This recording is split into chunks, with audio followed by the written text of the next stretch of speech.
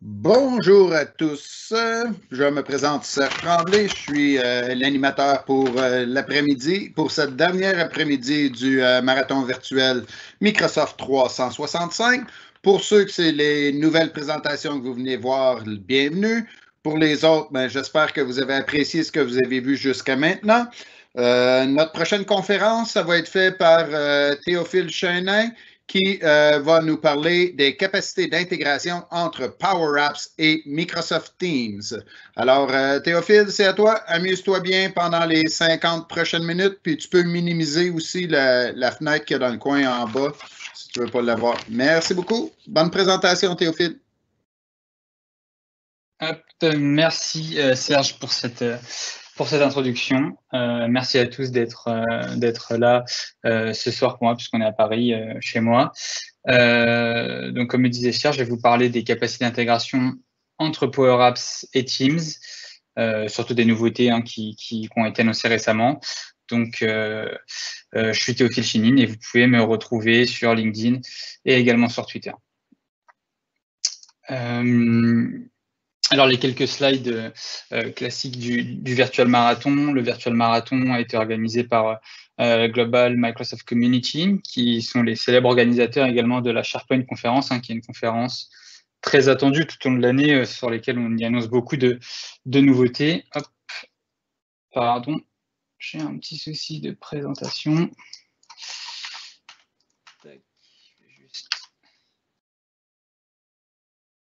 J'ai un freeze complet.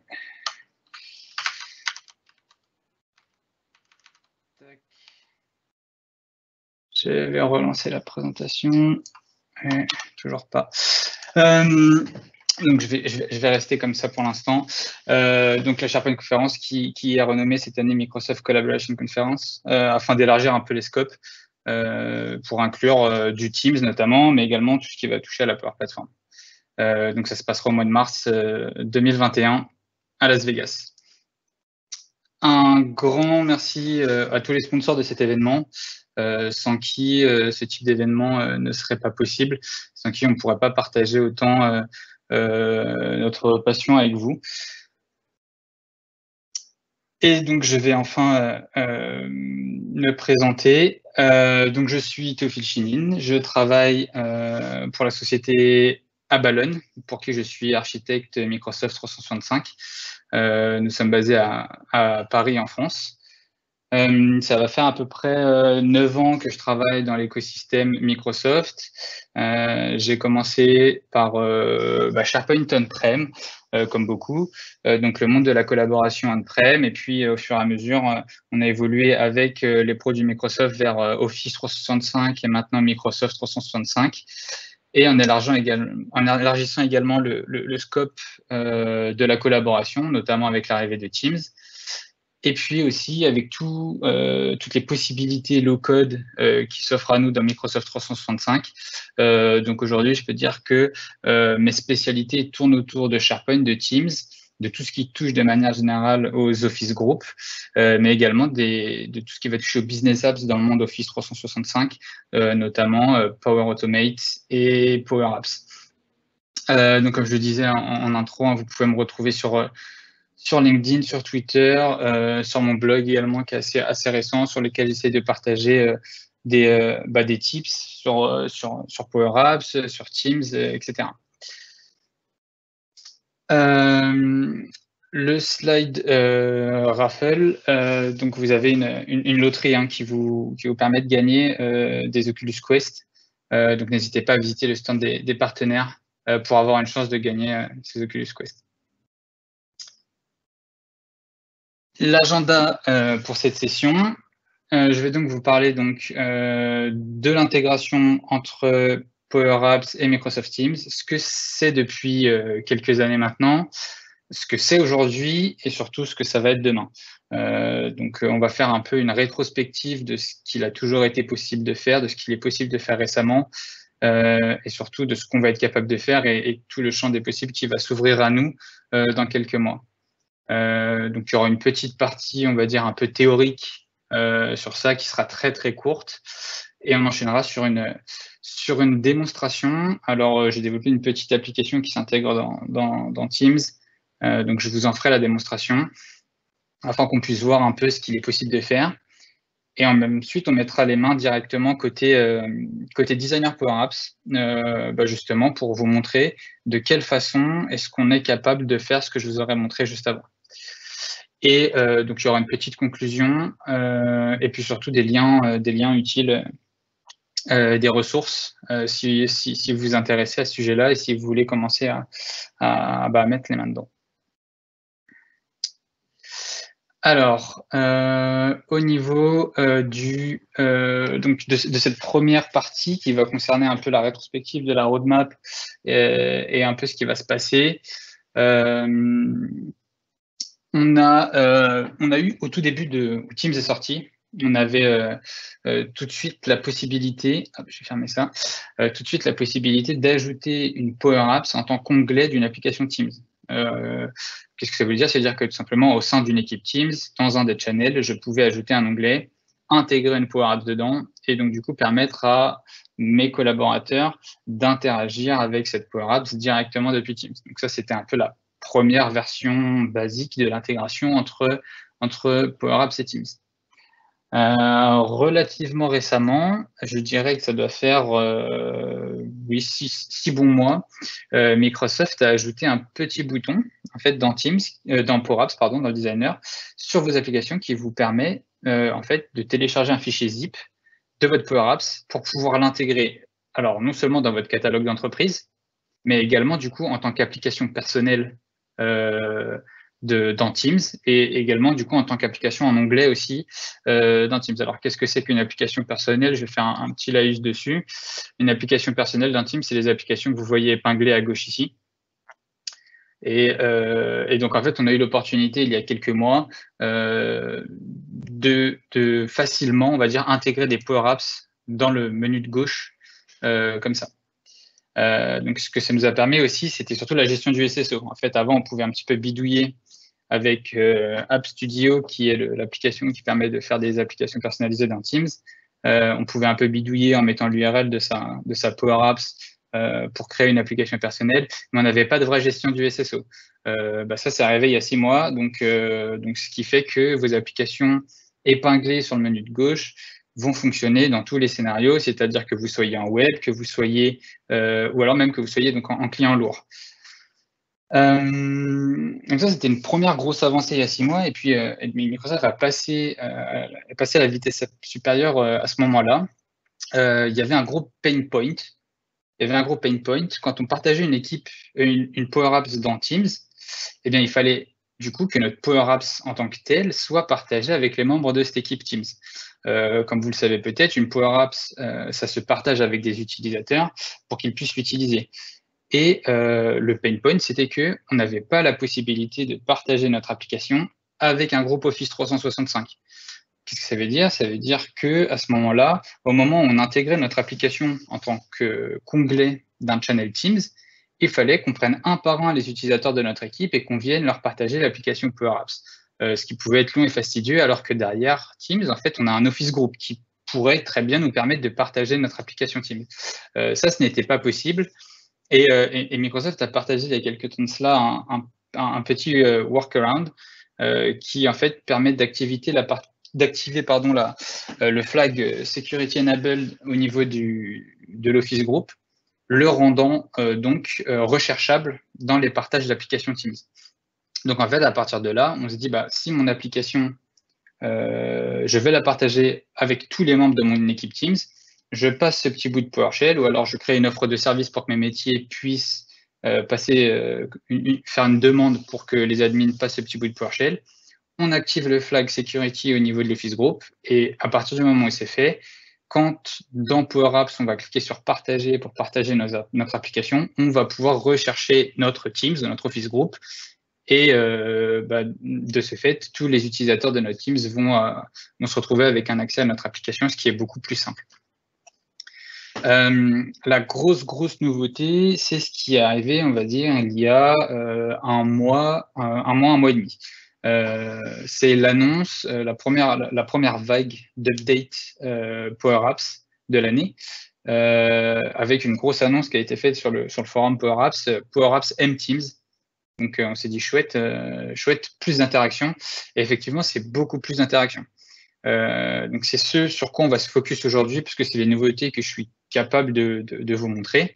Et la première des nouveautés, c'est la récupération du contexte dans Power Apps, le contexte Teams dans Power Apps. Qu'est-ce que ça veut dire? Ça veut dire que à partir de maintenant, quand on intègre une Power Apps dans Teams, on va savoir dans quelle équipe elle est ajoutée, dans quel channel elle est ajoutée, si elle est ajoutée en tant qu'application personnelle, du coup. On va être capable de savoir quel est le rôle de l'utilisateur dans cette équipe, est-ce qu'il est propriétaire ou non, et donc potentiellement venir lui donner accès à plus de fonctionnalités dans la Power Apps parce qu'on sait qu'il est propriétaire de l'équipe Teams. On va également être capable de remonter le thème du client Teams qui est utilisé. Et donc, on va être capable d'adapter notre Power Apps si, par exemple, l'utilisateur utilise un thème noir et faire en sorte qu'elle s'adapte mieux visuellement au client. On va aussi être capable de récupérer la langue. Ça, c'est très, très utile sur des grosses sociétés internationales. Du coup, nos applications seraient capables de s'adapter en termes de langue à la langue du client Teams dans laquelle elles sont utilisées. Donc, c'est toutes ces nouveautés. C'est ce qu'on appelle donc des variables de contexte Teams dans Power Apps qu'on va être capable d'exploiter et qui nous ouvrent vraiment énormément de possibilités. La deuxième grosse nouveauté qui est sortie, donc pareil, qui a été annoncée il y a 1 mois et demi, qui a traîné un petit peu moi sur mes tenants à arriver, mais que j'ai pu enfin tester, c'est l'arrivée des applications Teams personnelles, donc épinglées sur le côté gauche de Teams, au sein des applications mobiles Teams. Donc en mobilité sur mon smartphone. Sur mon smartphone, du coup, mes applications personnelles sont en bas. Je vais avoir mes équipes, je vais avoir mon flux d'activité, je vais avoir mes conversations et je vais également potentiellement ici avoir mon application métier phare, celle sur laquelle je bosse tous les jours, qui serait épinglée directement dans mon client Teams. Autrement dit, plus nécessairement besoin de lancer l'application mobile Power Apps pour accéder à mes applications métiers. Je vais être capable de le faire directement depuis Teams. Et donc là, on sent bien la direction de Microsoft de faire de Teams vraiment un digital workplace, le catalyseur, le point d'entrée unique à tout ce qui va permettre aux collaborateurs de notre société de travailler efficacement. Donc ça, c'est les gros du sujet que je vais pouvoir vous montrer aujourd'hui. Il se trouve qu'au moment où j'ai préparé cette session, donc il y a au début du mois, c'était le lendemain de du Microsoft Business Application Summit, qui est la conférence Microsoft sur laquelle on parle de toutes les évolutions au niveau Business Apps, donc au niveau Power Platform majoritairement. Et donc, il y a eu énormément d'annonces qui ont été faites. Et donc, ça nous permet d'avoir une vision sur la roadmap, de pouvoir se projeter sur ce qu'on va être capable de faire. Et comme il y a beaucoup de choses qui ont été annoncées entre Power Apps et Teams, je vais vous en énoncer une partie ici. La première chose, c'est l'intégration du Power Apps Studio. Donc, Power Apps Studio, c'est le designer Power Apps, là où vous créez vos apps.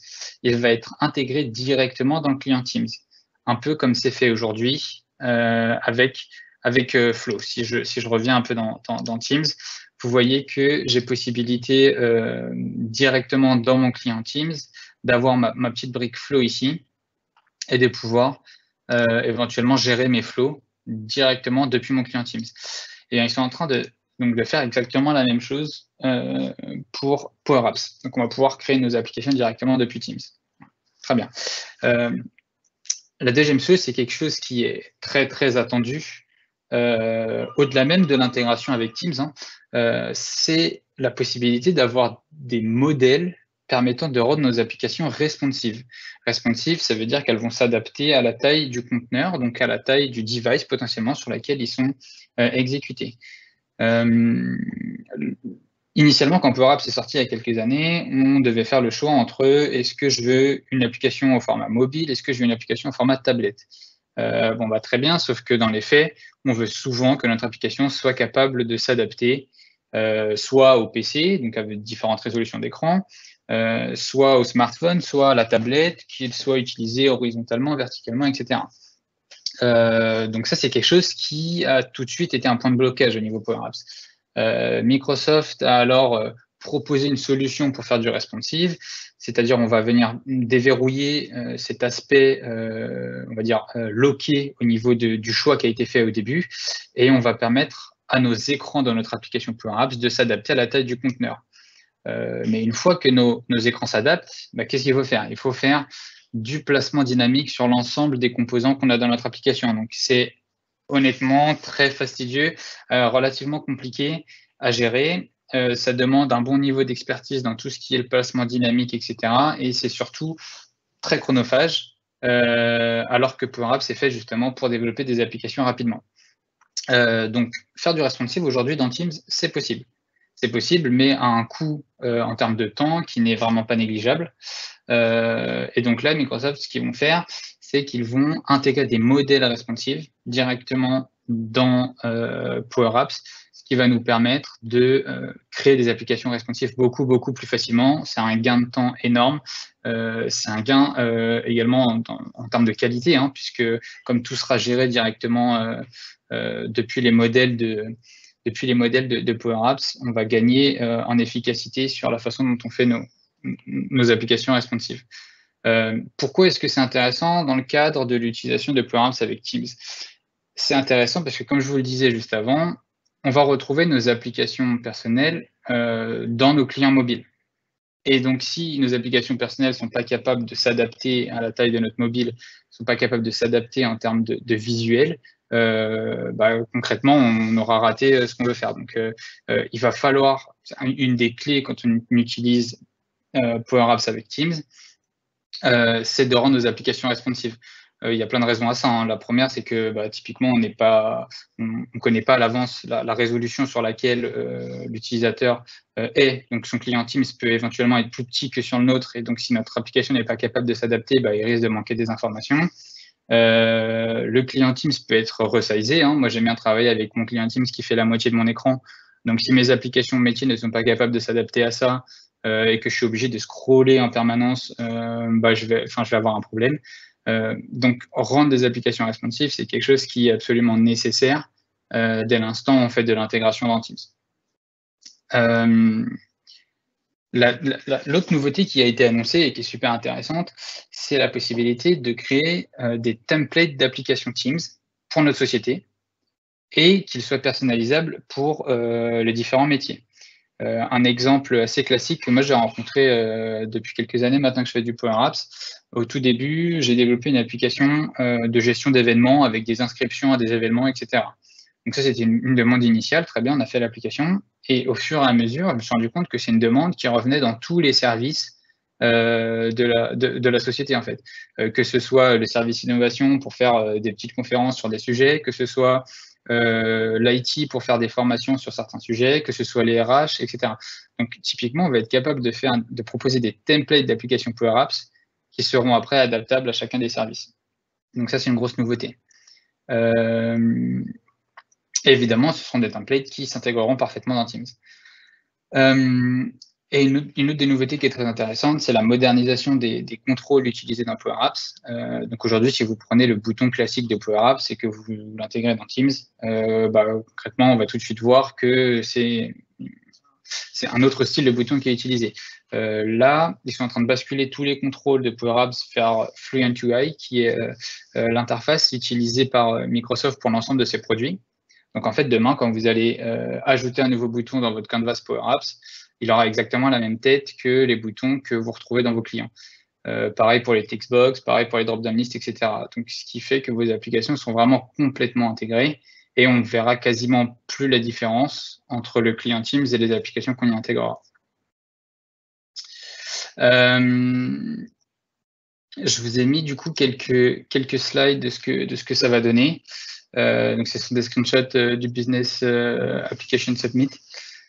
Ce slide-là, donc, c'est la possibilité d'avoir nos applications personnelles épinglées sur l'application mobile.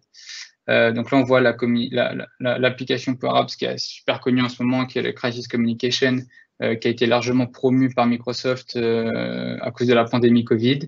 Donc en fait, ils ont promu cette application de façon à ce qu'elle soit épinglée en application personnelle, donc ici sur le bandeau de gauche, pour l'ensemble des salariés de la société.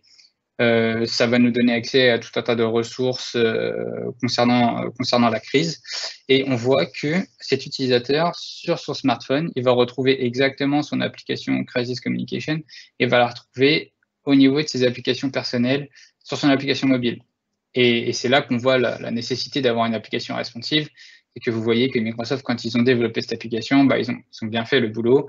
Ils ont fait une application qui est responsive. Et donc, en fait, mon utilisateur, quand il l'ouvre côté mobile, je vois quasiment pas de différence avec le client Teams. J'ai pas des scroll bars à droite et en bas. Mon application répond parfaitement au canvas dans lequel il est utilisé. Donc là, en l'occurrence, à mon mobile. Le deuxième screenshot, c'est l'intégration du Power App Studio directement en application Teams. Donc, comme je vous montrais avant, on avait déjà l'application Flow ou Power Automate disponible dans le client Teams en application personnelle. Demain, on aura aussi cette application Power App Studio disponible. On pourra designer nos applications directement depuis le client Teams. Ce qui est intéressant au-delà de ça dans ce screenshot, c'est qu'on peut déceler quelques petites nouveautés. Notamment ici, on va déceler le bouton Publish to Teams directement intégré au designer. Donc en fait, on voit très clairement que Microsoft va nous pousser à publier nos applications métiers directement dans Teams. Et en réalité, bien sûr que c'est ce qu'il faut faire. Nos métiers vont travailler demain de plus en plus dans Teams. Si en plus de tout l'aspect collaboration, ils retrouvent leur application métier directement intégrée, bah, ça fait vraiment de Teams un point incontournable de la vie des collaborateurs. Le troisième screenshot, c'est donc ce qui va venir cet automne.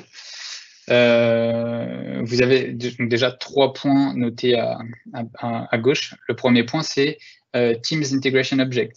Alors, qu'est-ce que ça veut dire?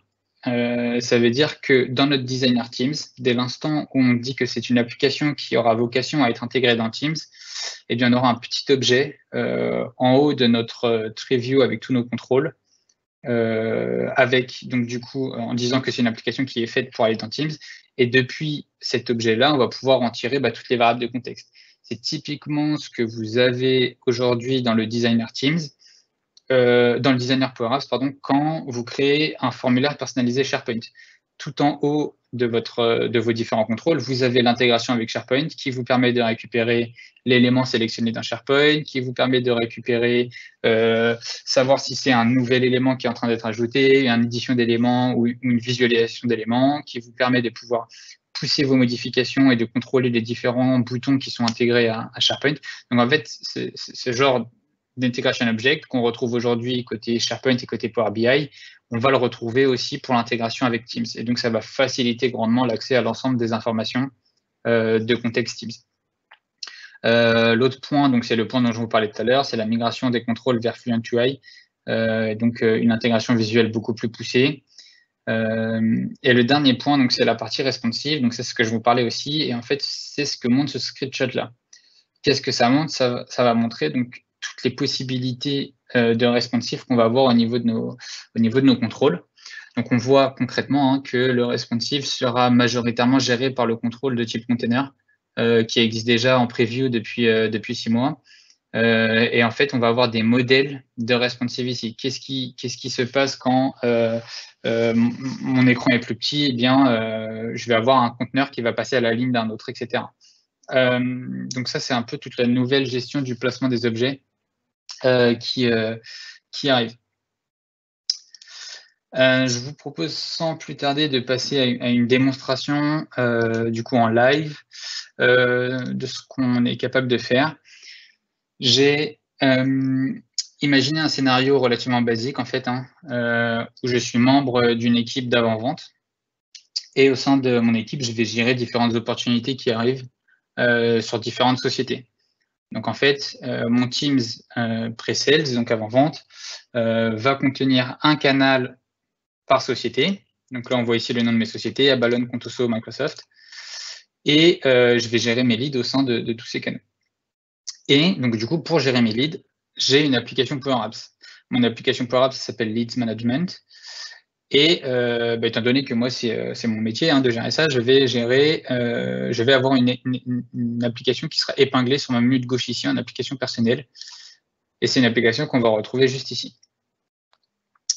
Donc l'application, voilà, c'est pas une session uniquement sur la réalisation d'applications Power Apps. Donc en gros, l'application fait tout ce que permet de faire Power Apps, de la recherche par société avec différents filtres, des filtres par statut. Donc là, My Leads, ce sont tous les leads qui me sont affectés.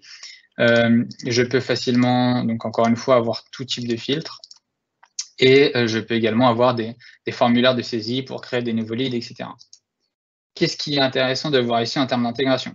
La première chose, c'est que vous voyez, je n'ai aucune différence en termes de couleur déjà entre mon client Teams et mon application. C'est-à-dire que mon application est complètement intégrée visuellement. Donc ça, c'est la première chose. Ce que je peux vous montrer, c'est si je change de thème et que je bascule sur un thème dark, mon application va être au courant de ce changement-là et en fait, elle va être capable de complètement s'adapter. Donc, mon fond est devenu noir, exactement le même noir que celui utilisé par Microsoft. Mes zones sont devenues grises exactement de la même façon dont c'est fait par Microsoft. Mon texte est devenu blanc, etc. Donc, en fait, le changement, mon application, elle est au courant du thème que j'utilise et je vais pouvoir m'adapter. Je vais rebasculer en thème clair parce que c'est quand même un peu plus visible. Qu'est-ce qui est intéressant de voir ici en termes de typiquement de responsive.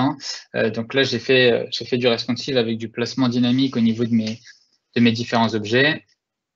Ça veut dire que plus je vais resizer mon application, et là, vous voyez qu'elle a changé de comportement. J'étais à ce niveau-là sur 2 colonnes de lead parce que j'ai la place pour avoir 2 colonnes de lead et ma barre de recherche à droite, etc.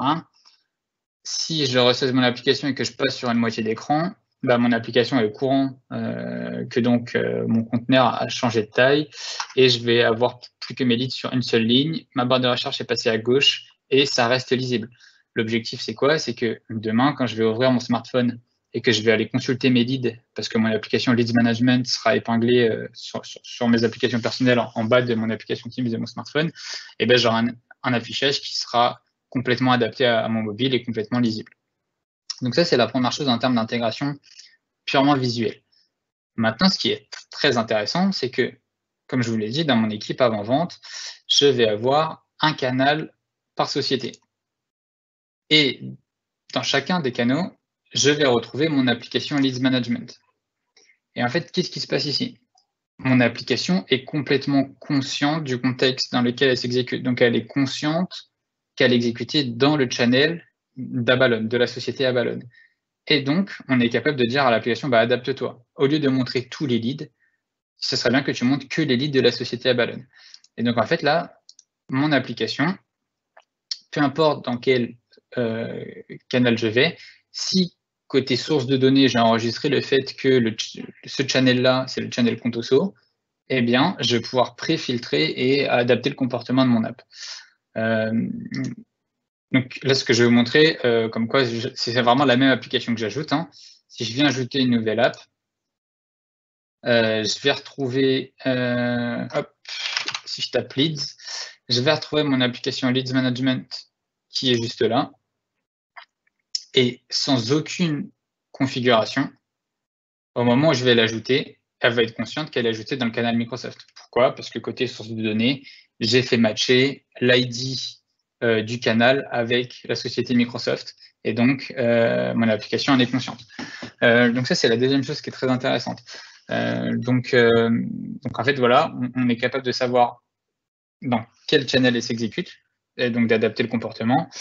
Je pourrais tout à fait être capable ici d'avoir une roue crantée parce que l'application est au courant du fait que je sois propriétaire de cette équipe Teams et de me proposer d'avoir des options que seuls les propriétaires de l'équipe, donc seuls les administrateurs de l'équipe pourraient avoir.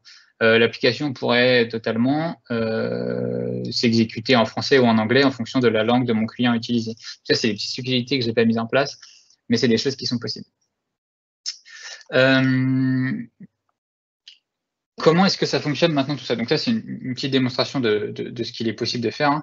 Maintenant, ce qui est intéressant, c'est de voir comment est-ce que ça fonctionne. Déjà, premièrement, comment notre application est consciente de tout ce contexte Teams. Alors, pour comprendre ça, la première chose que je vais vous montrer, c'est comment est-ce qu'on extrait une application pour en faire une application Teams. Si je reviens dans mon designer Teams, Power Apps, pardon, hop, je vais prendre une application qui s'appelle Teams Integration, et au moment où je fais mes 3 petits points, j'ai Add to Teams. Et en fait, qu'est-ce que ça fait? Ça me permet tout simplement de télécharger. Ça me permet de télécharger un zip qui est ici.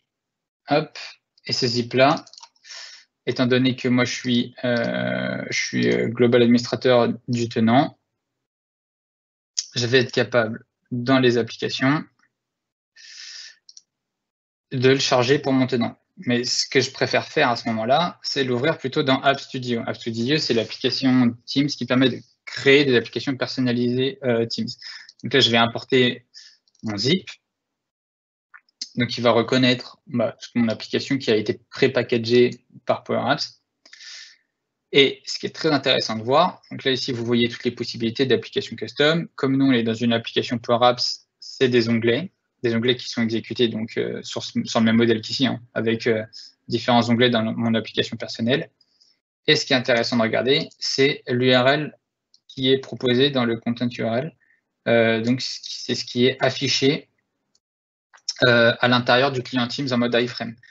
Et là, on voit qu'il y a tout un tas de paramètres qui vont être passés.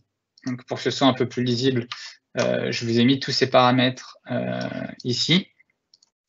Et là, qu'est-ce que ça veut dire? Ça veut dire tout simplement qu'en faisant ça, mon application, elle va remplacer tout ce que je vois ici entre accolades par des valeurs qui sont issues du contexte Teams. Donc, local, ça va être savoir si je suis en français ou en anglais ou dans une autre langue. Le channel ID, le type de channel pour savoir si c'est un channel privé ou pas. Le chat ID, parce qu'on peut aussi éventuellement avoir des Power Apps intégrés dans des chats ou dans des conversations. L'ID du groupe, qui est l'ID du Teams.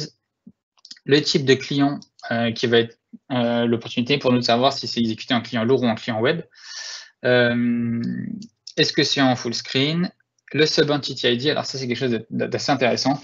Ça, c'est un paramètre, en fait, qui vous permet vous-même de pousser un paramètre. Et en gros, de faire ce qu'on appelle du deep linking, donc de générer un lien qui vous redirige dans votre application Teams vers une page en particulier. Je vais vous montrer un exemple juste après. Donc, le Teams ID qui est exactement la même chose que le Channel ID à ce jour. Le type d'équipe, le thème, évidemment, pour savoir si c'est dark ou pas, et le rôle de l'utilisateur. Donc, en fait, vous voyez que tous les paramètres Teams sont simplement passés en tant que paramètre HTTP à notre application. Hop. Donc, je reviens juste rapidement sur le Sub-Entity ID. J'ai préparé ici un petit lien pour faire du deep linking. Donc, vous voyez, là, je génère une URL qui porte l'ID de mon application. Je vais revenir ici. Mon application Leads Management. Donc, avec l'ID qui commence par 630, là, vous voyez, je redirige directement vers cette application-là. Et j'ai la possibilité de spécifier dans un argument de contexte le Sub-Entity ID et de dire, par exemple, c'est l'ID numéro 1. Si je prends ça et que j'en fais un lien, je l'ouvre en web. Qu'est-ce qu'il fait?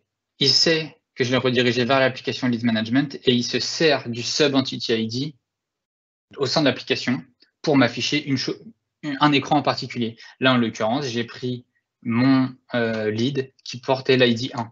Donc, en fait, on sera capable typiquement d'utiliser des adaptive cards pour dire vous avez un nouveau lead, cliquez ici, et là, ça vous redirige directement dans l'application avec un focus sur l'élément sur lequel sur l'élément que vous voulez visualiser. Donc ça, c'est super intéressant comme use case. Donc voilà, donc le plus simple, c'est, je pense que on bascule côté Power Apps, parce que donc, du coup, maintenant, je vous ai dit que tous les variables de contexte sont passées en tant que paramètres HTTP. Comment est-ce qu'on gère ça côté Power Apps?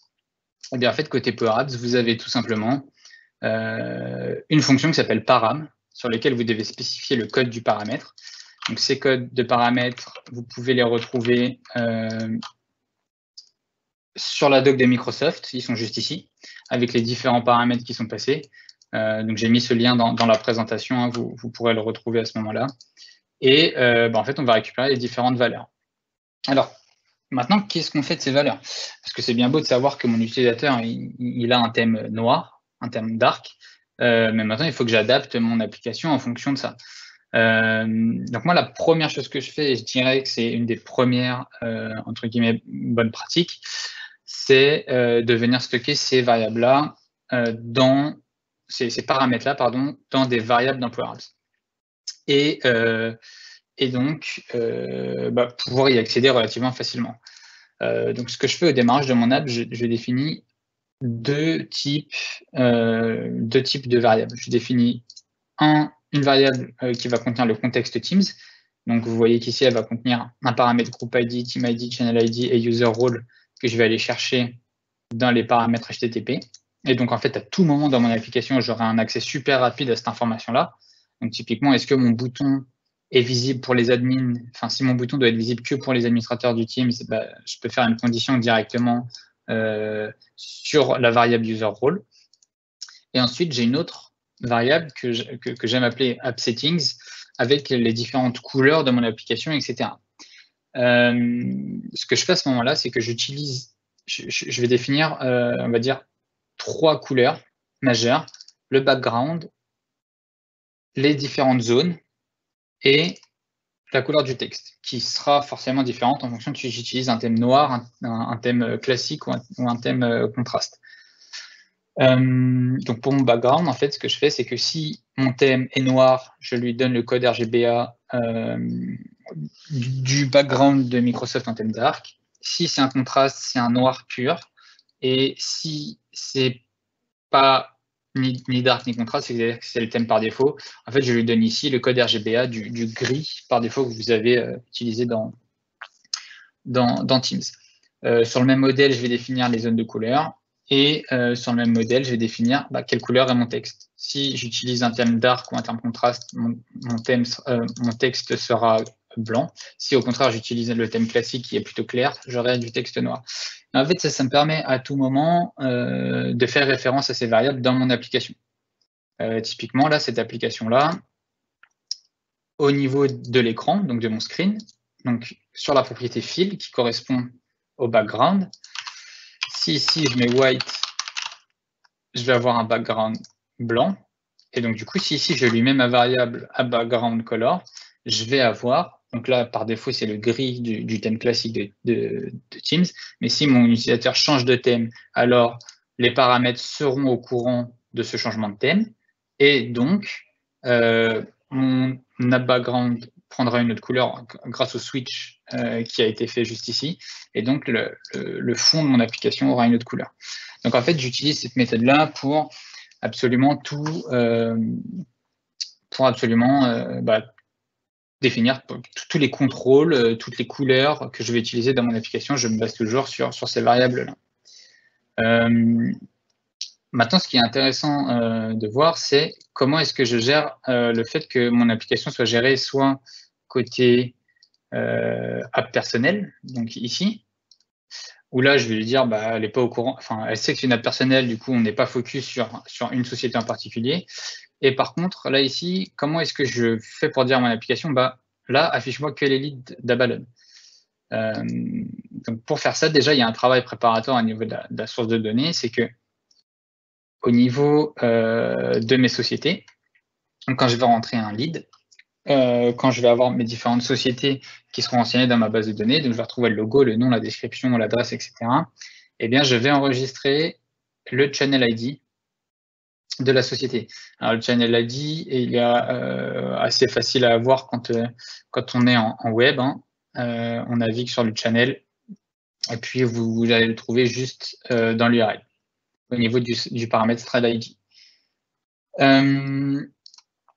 Maintenant que j'ai cet ID-là, je vais pouvoir utiliser le contexte Teams, et le comparer à cet ID-là et savoir du coup à quelle société on appartient. Donc du coup, sur mon application onStart, ce que je vais faire, c'est que je vais dire va me rechercher la société, donc dans la table des sociétés, qui a un ID égal à l'ID du channel, qui a un channel ID égal au channel ID dans lequel tu es exécuté.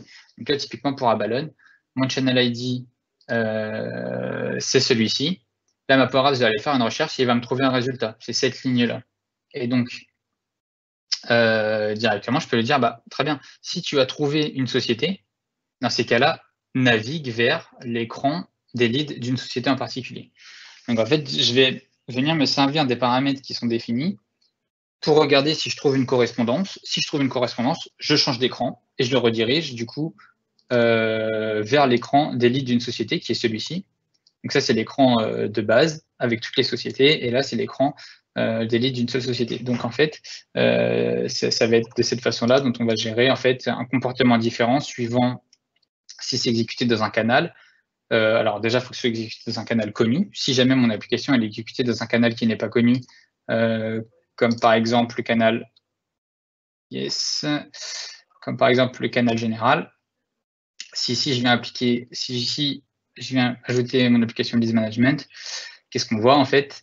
Il va aller faire la recherche. Trouve-moi dans la table des sociétés celle qui a un ID égal à l'ID de mon channel général. J'en ai trouvé aucune. Du coup, je t'affiche l'écran de base avec toutes les sociétés. Donc ça va être la façon dont on va gérer, on va dire, ces paramètres. Maintenant, la deuxième chose, c'est responsive. Comment est-ce que je fais pour rendre mon application responsive? Comme je vous le disais au début, Microsoft, au début, ils avaient prévu d'avoir des écrans de type téléphone, des écrans de type tablette et pas possibilité de bouger. Et bien, en fait, ce qu'ils ont fait, c'est qu'ils ont rajouté dans la partie Settings, Screen Orientation, un petit paramètre qui est celui-ci, Scale to Fit, qui, une fois désactivé, permet aux écrans de l'application de toujours se resizer en fonction de leur conteneur. Et ça donne naissance juste ensuite à une propriété qui est propre à Power Apps, qui est ce qu'ils appellent le size screen. Et en fait, le size screen va prendre quatre valeurs, donc de 1 à 4. 1 pour les petits écrans, 2 pour les écrans plus grands, 3 pour les plus grands et 4 pour ceux qui sont encore plus grands. Donc typiquement, un écran de PC, ce sera 4 et un écran de smartphone vertical, ce sera 1. Et en fait, cette variable-là, cette propriété-là de l'écran, on va pouvoir s'en servir pour placer nos contrôles de manière dynamique. Typiquement, ici, j'ai une galerie. J'ai une galerie qui a donc une propriété wrap. La propriété wrap, elle permet quoi? Elle permet de définir le nombre de retours qu'il y a. Donc là, ma galerie, elle est verticale. Donc du coup, j'ai mes items qui s'ajoutent les uns à la suite des autres. Si mon wrap est 1, si je mets un wrap 2, ça va me créer 2 colonnes. Donc ça, c'est le cas typique et pour le coup très simple à gérer sur du responsive. En fait, c'est de dire, là, mon application, je veux dire, si je réduis la taille de mon écran, affiche-moi de moins en moins d'éléments sur la même ligne. Au début, si c'est un grand écran, tu peux m'en afficher 4, puis 3, puis 2, puis 1. Donc, en fait, ce que je vais faire, c'est tout simplement, je vais me référer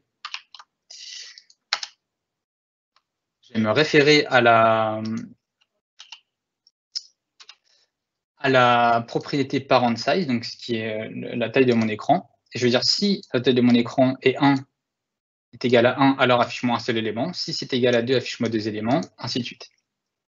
Et donc ça, le résultat, on va pouvoir le regarder tout de suite. Je vais donc du coup prendre mon Teams Integration, me l'exporter, et on va l'uploader tout de suite dans Teams, et on va regarder ce que ça donne.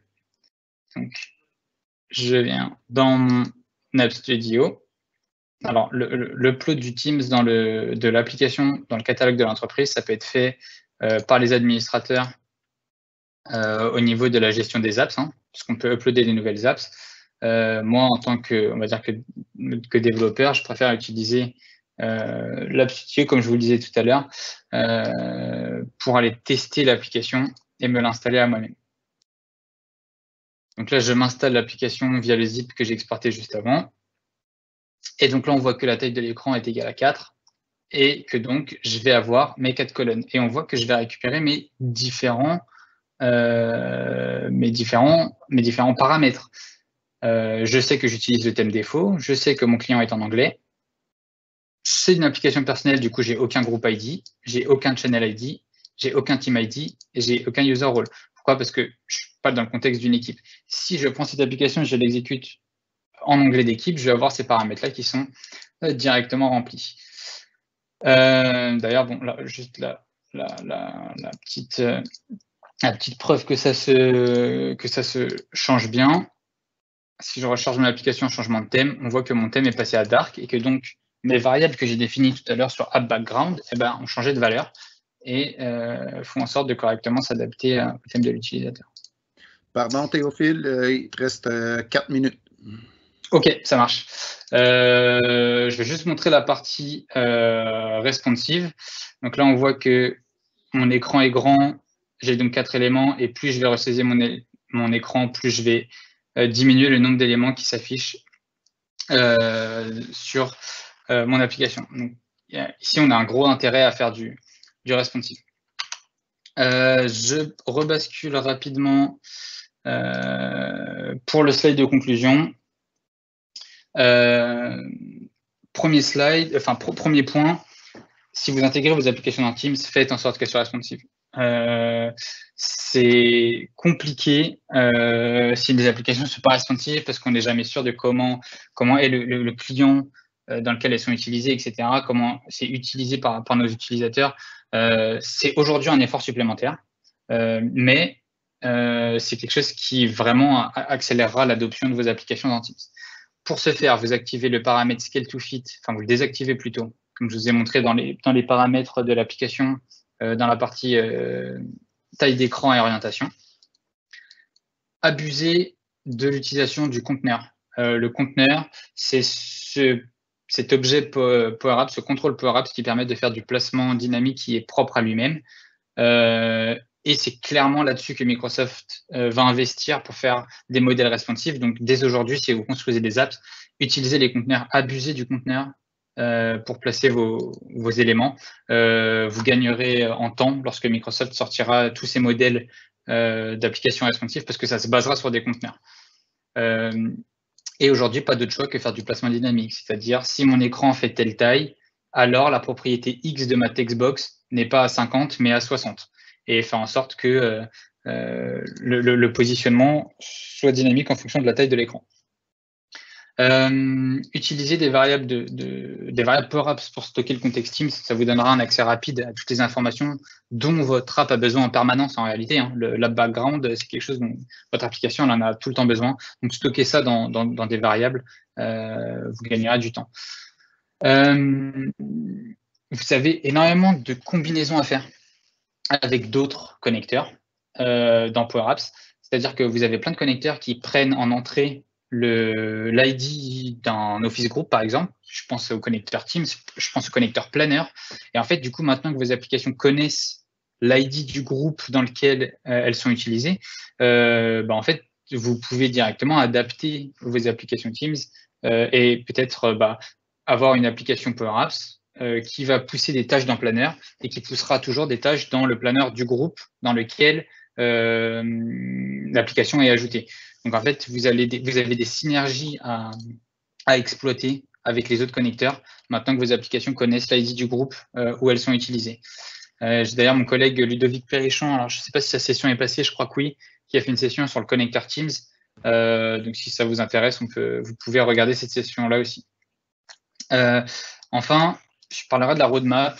Ce qui est clair là avec Microsoft, c'est que la roadmap elle est très favorable sur l'intégration des applications Teams dans Power Apps, puisque même Microsoft eux-mêmes vont dans le store d'applications Teams mettre des applications Power Apps.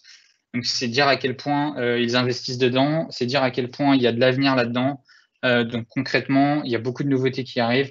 Les applications métiers de demain s'utiliseront le plus possible dans Teams, concrètement. Donc, surtout, n'hésitez pas à vous mettre dedans dès maintenant.